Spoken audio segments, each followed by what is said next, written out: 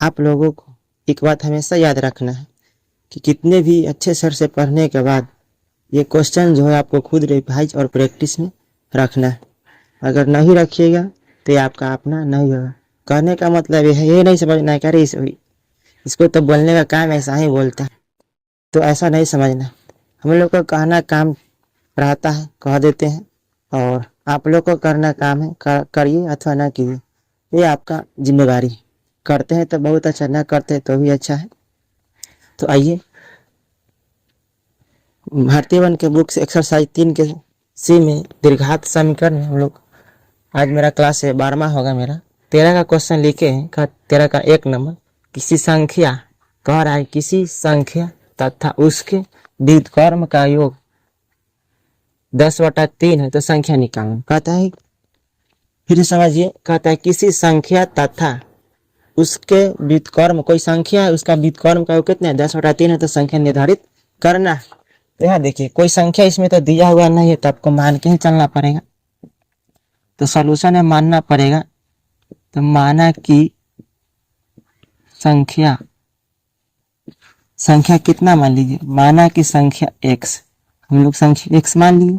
अब कहता है कि किसी संख्या, तो संख्या तो मान लिए, तथा उसके व्युत्क्रम, व्युत्क्रम का मतलब होता है उल्टा। तो संख्या मेरा कितना है, संख्या मेरा x है। अब इसका व्युत्क्रम कह रहा है, व्युत्क्रम का मतलब समझ लीजिए क्या होता है। व्युत्क्रम का मतलब उल्टा होता है।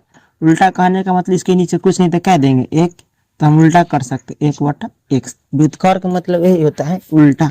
मानो चलिए कि 10 दिया हुआ, इसको उल्टा करना है तो कैसे करेंगे, इसके नीचे कुछ नहीं है तो 1/10। मान के चलिए कि 3/5 दिया हो और इसका व्युत्क्रम कहेगा, व्युत्क्रम तो उलट देना है, 5 डल जाएगा ऊपर, 3 चल जाएगा नीचे।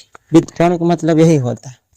तो हम लोग प्रश्न से देखेंगे, प्रश्न में क्या कह रहा है, तो कह रहा है संख्या तथा उसके व्युत्क्रम का योग कितना 10/3।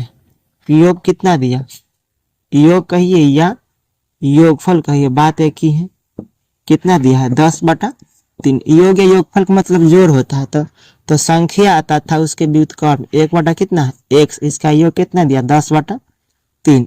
ये आपको अब सॉल्व कर लीजिएगा। यहाँ से जैसे समीकरण बन जाता है तो सॉल्व करना आसान हो जाता है। तो यहाँ लिखिएगा 1 और 1 लिखिएगा, कुछ नहीं है तो x का एलसीएम कितना होगा, x हो जाएगा 10/3। और देखिए 1 और x का एलसीएम x लिए तो x से भाग देंगे, x में तो x मरतबे कटेगा तो x में x से गुना कर देंगे। अब प्लस x से x में भाग दीजिएगा तो 1 मरतबे कटेगा, तो 1 में x गुना कर, x में x से भाग देंगे तो 1 मरतबे का, जितना मरतबे कटता है उसी से ऊपर वाला में गुना होगा, तो यहाँ 1 होगा।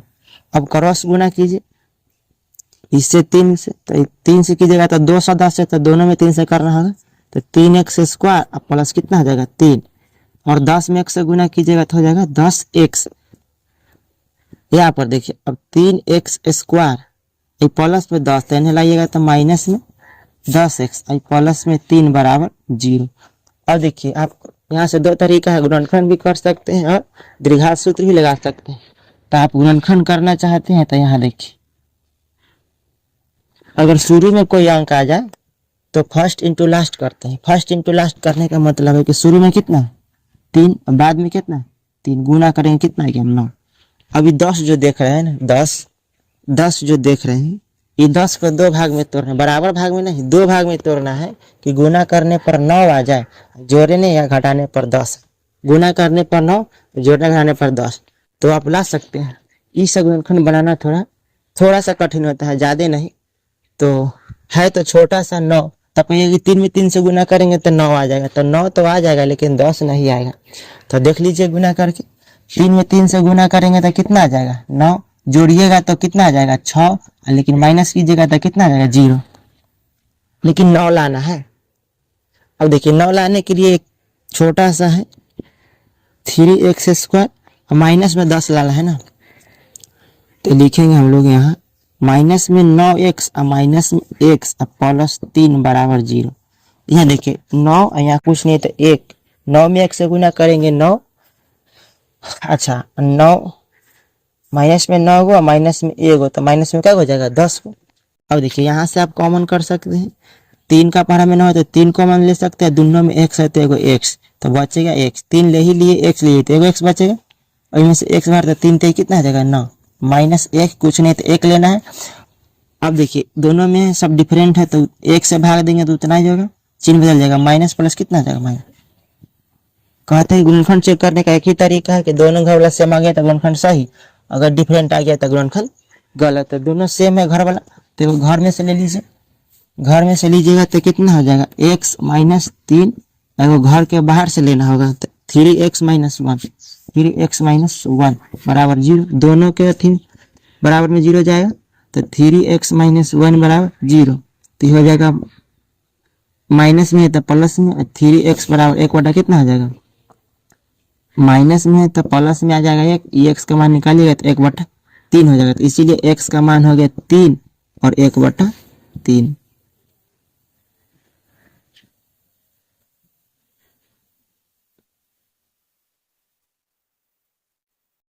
संख्या निकाले तो 2 मान है।